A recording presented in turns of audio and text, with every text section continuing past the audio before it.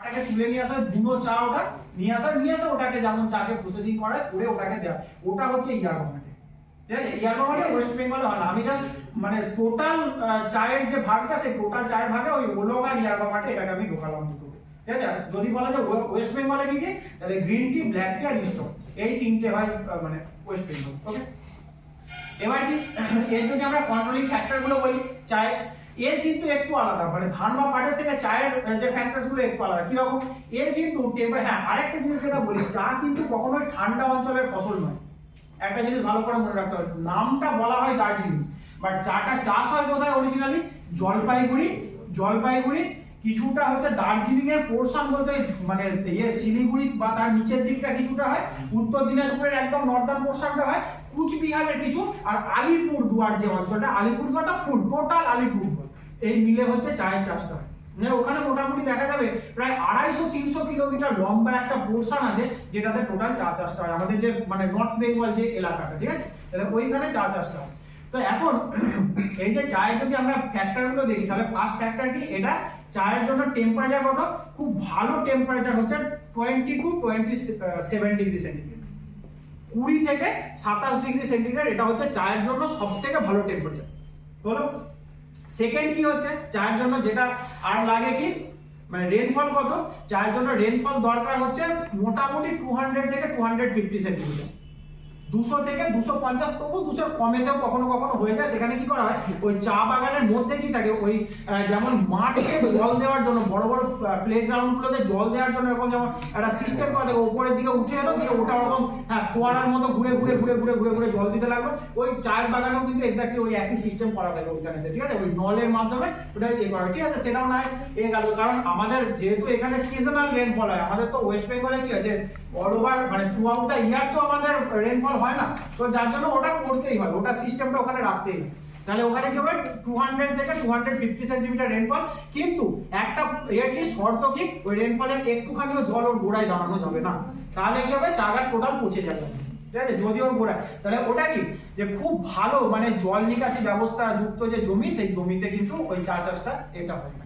হলো মূলত হচ্ছে ভারী দোআঁশ মাটি অথবা মানে যে পার্বত্য যে পর্জল মৃত্তিকা হয় ওই ধরনের কোনো মৃত্তিকাতে, কারণ চা গাছ হচ্ছে ভীষণ অ্যাসিডিক, মানে চা গাছ নিজেও অ্যাসিডিক আর হয়ও অ্যাসিডিক মৃত্তিকা, কারণ চায়ের পাতা ভীষণ রকম ভাবে অ্যাসিডিক হয়।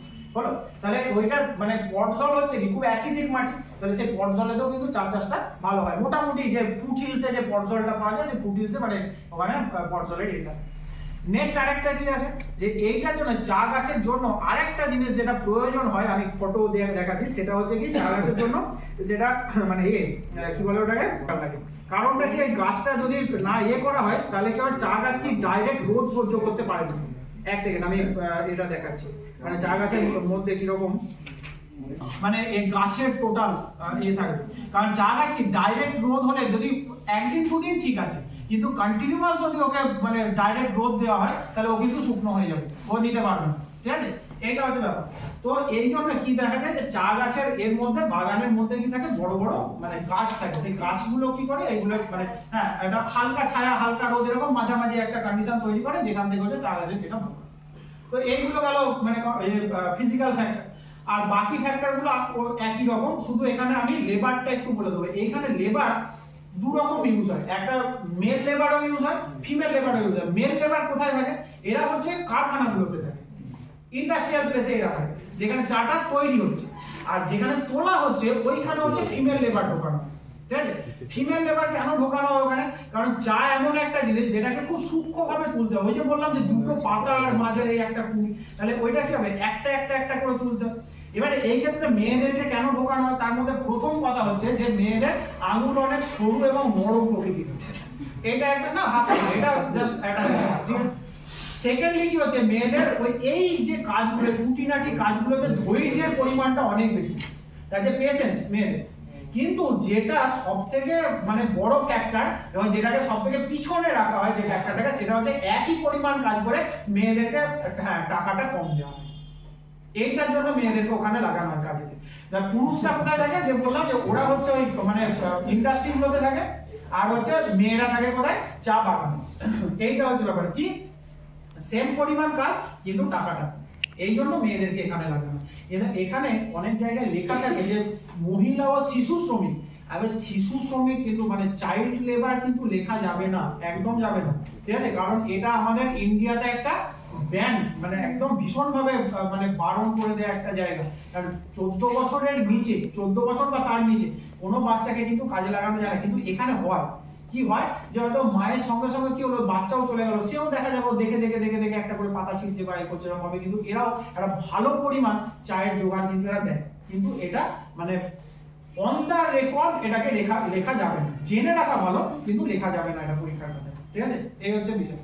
আর কি হলো এরপরে, তাহলে চা চাষে আমাদের যদি আমরা এটাকে দেখি যে মানে ইন্ডিয়ার যে তিনটে জায়গা যেটা বললাম, একটা হচ্ছে দার্জিলিং মানে ওয়েস্ট বেঙ্গল, একটা হচ্ছে আসাম, আর একটা হচ্ছে কর্ণাটক। এর মধ্যে সবচেয়ে বেশি চা কোথায় উৎপাদন হয়?